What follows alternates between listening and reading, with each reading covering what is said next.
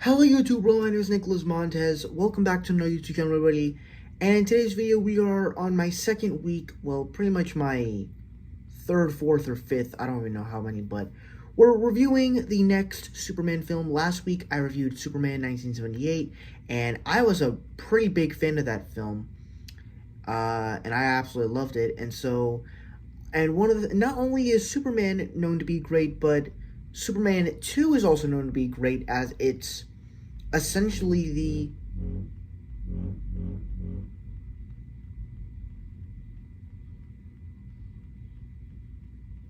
hold on, excuse me, hang on.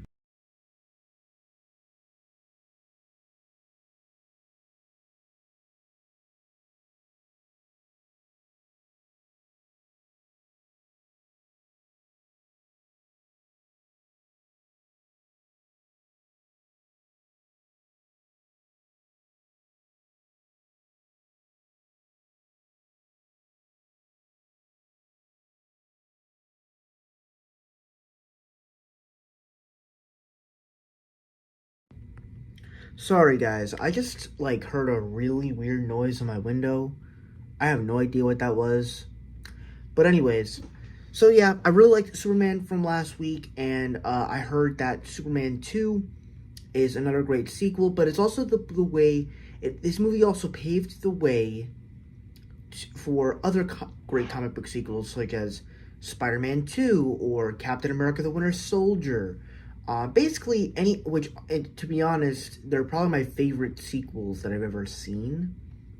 So, without further ado, let's kind of get into this. But before we do, I have to talk about two things. One, I know what you're thinking. I haven't done my summer lists. I will be doing it right after I finish this video. It's only because I've been kind of tired, and I kind of been just relaxing. I kind of took the first day of summer to just kind of chill. But the next week, in the next few days, I'll be back to doing my regular stuff. I'll have a Phineas and Ferb Season 5 review out, at least for the first episode. If it's going to be going by a week, then that'll be even fun. More fun. So without further ado, let's go ahead and get started with Superman 2. Now, hold up.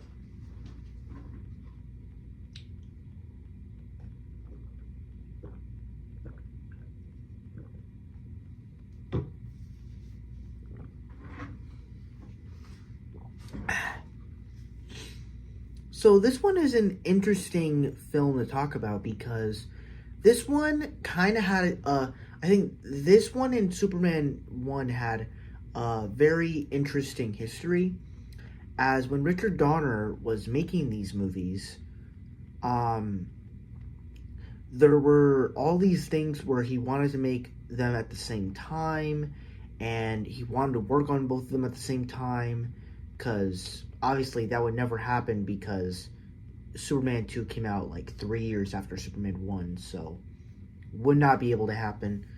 But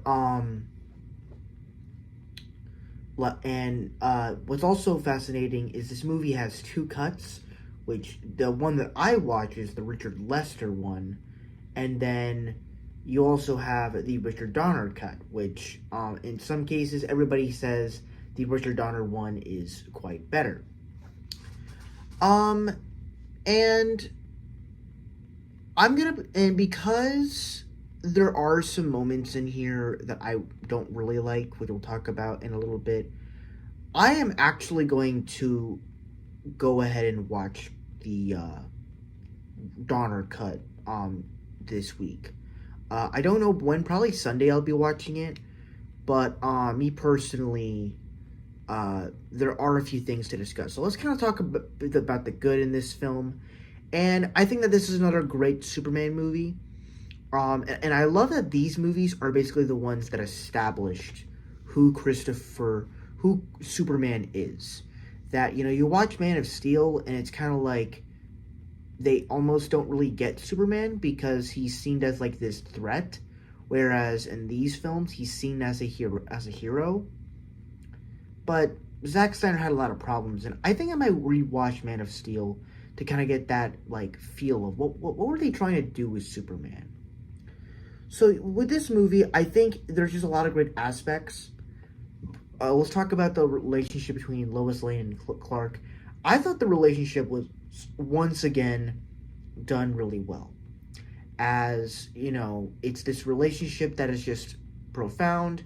You get that great moment between.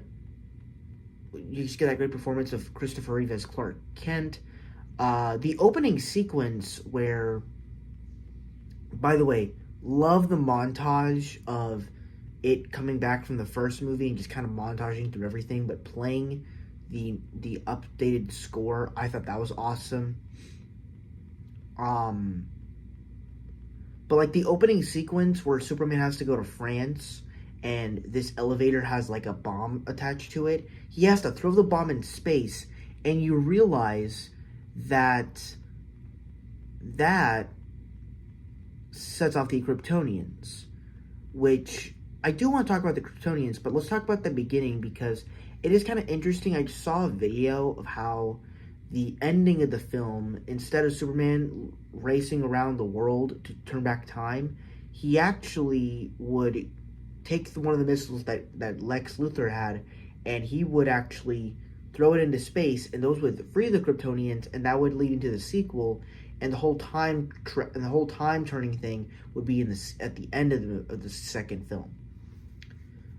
Kind of an interesting turnaround, if I'm being honest. But honestly, I think the way that the endings are now and the beginnings, it just works better for me. But it would have been an interesting way to see those films do something different. So, what do I think about Lois Lane finding out Superman's identity? I think it's cool. You know, I think with this one, it kind of it just makes their relationship a lot more fleshed out.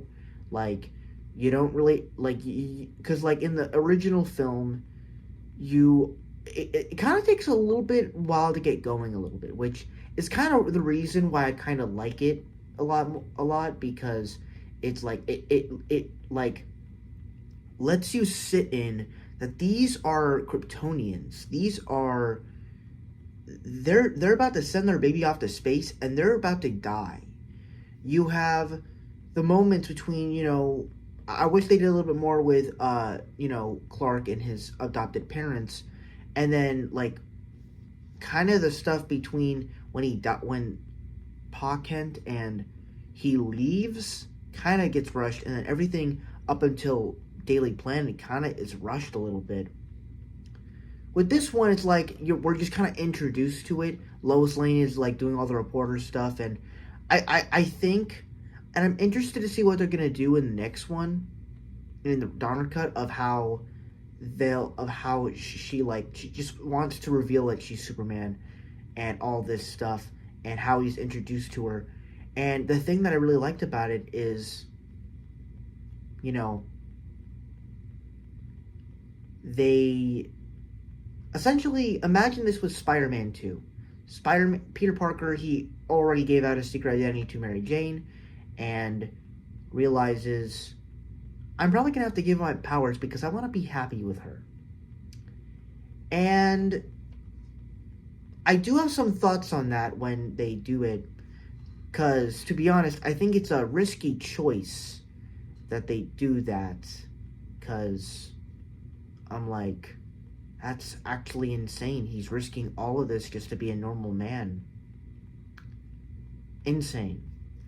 So I really liked that. Now let's talk about the Kryptonians that get freed from the elevator bomb. So, obviously, in the first, 10 minutes of Superman the movie, we are introduced to Jor-El, sending these 3 Kryptonians into the Phantom Zone. General Zod, Ursa, and Non? General Zod, Ursa, and Non, they are sent into the Phantom Zone, and I guess up till now, they've been floating in space for maybe 25 years or something like that. Or 30 years? I don't know. I don't know how long it's been. But they're finally freed, and now they're on their way to Earth. And what do I think about them? Well, I'm just gonna tell you right off by glance. I kind of felt like I had some excitement because that was one of the things that people praised when it comes to this film. Like they had more action, which we'll talk about in a little bit. But to be honest, I was kind of worried that they were going to be disappointing because these characters, well, they don't look that all that threatening, to be honest. Like their costumes look lame. Like they look like lame nobodies. Like lame Kryptonians. Like Superman is memorable because his costume is memorable. It's all colorful. These Kryptonians, like General Zod in Man of Steel, looks way better than this one, in my opinion. Like the armor, the weapons, all of that. It's great. But, surprisingly, they actually worked really well in the film, and they actually played really nice villains for the film. Now, obviously, would I have preferred a army of evil Kryptonians? Maybe. But with these three characters, they're fit. Because, you know, and all the little interactions they had, like General Zod just walking on water, like that's low-key sick. Or Ursa, like burning, like getting bit by a snake and then laser eyeing it. That's like one of the first times you see a Kryptonian use laser eyes in this series. At least I believe. And that was really cool. And then just like all the little action scenes that we get with them, whether it's like them fighting people in Houston in that bar, or even the scene when they're like fighting in the White House and they're about to give that speech to the world. I'm like, dang, this is actually, they're actually pretty cool villains, and they actually kind of stand as a good threat. And they're actually planning to rule this place. That is insane. What are other things to talk about here? Of course, I like seeing more of the Daily Planet crew. They were fine. Lex Luthor, I didn't really mind him. And then also some of the action with Superman. It felt kind of nice. Obviously, you know, I'm not entirely a big fan of some of the action scenes in here, but, you know, it was the 80s. You know, they didn't really have that much special effects, so they couldn't really do the greatest of special effects for this movie, so I don't really blame them. But for what they were able to do, I thought they did pretty well. And it made for some good moments. I especially liked some of the moments, like at the end, like when they're just fighting, and, you know, you realize what makes these Kryptonians so different from Superman is that General Zod and his Kryptonians, they don't care about planet Earth. They just want to destroy everything. But Superman, he's a guy that has all these powers, yet he's willing to protect the people of Earth. And so what do the Kryptonians do for his weakness? He tries to shoot the people of Metropolis.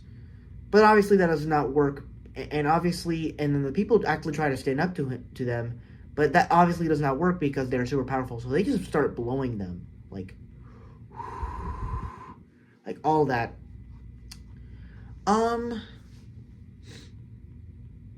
But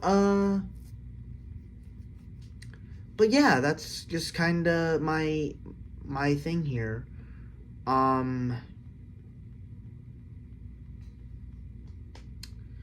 So talk about some negatives. And I know I haven't talked about a lot of positives. So let's talk about the whole... I think my first issue is some of the stuff in here feels kind of rushed. Now, in part, I say that is a good... It was a cool thing that they just got straight to the point with Superman and with Lois and Clark and their relationship and Superman and stuff. But at the same time, there were some ideas in here that I feel like just should have been executed well better. Such as all the stuff with, you know, just Clark, you know, losing his powers and finding out about General Zod like 5 minutes after, and then he just immediately gets his powers back. Whereas you get Spider-Man 2, what happens then? we actually get to see him for a full hour, I believe, without his powers. And we just get to see normal Peter Parker. And we don't get that with Superman. And I'm like, granted, I mean, the villains, they were already about to rule, so it's like, what else could you really do? But at the same time, it's like, what did this teach Clark? What did it teach that he can't do this? And at the same time, I also think it kind of works because it's not a Spider-Man 2 ending. Because they actually don't end up together. Because they actually don't exactly end up together at the end of the film. And Lois doesn't stay remembering Clark as Superman. They kiss, and her mind is erased. And to be honest, I didn't expect that. And that also falls to my next neg. And so I really liked that aspect of the film and that story. That's like, I think we can still be together, but I don't think you can know me as Superman anymore. Let's just pretend it never happened. So I'm gonna kiss you, and then we'll just forget it never happened. So that's how Clark puts it. That also falls on one of my negatives with the film is that I feel like there's just some things in this film that just do not make any sense. Like, it still doesn't make sense as to what these green crystals and how this Fortress of Solitude works. Like, does it just pop out of the ground? And how exactly did the villains access it? And also, the scene when Superman is getting their power switched out to where he realizes in order to defeat these guys, he needs to switch the red lights to make these guys human so he can defeat them easily. How did he switch the lights to do that? Like, that made no sense. Like, it was an awesome scene, don't get me wrong, but like, scientifically, how did that make sense? How did he switch the lights? It makes no sense.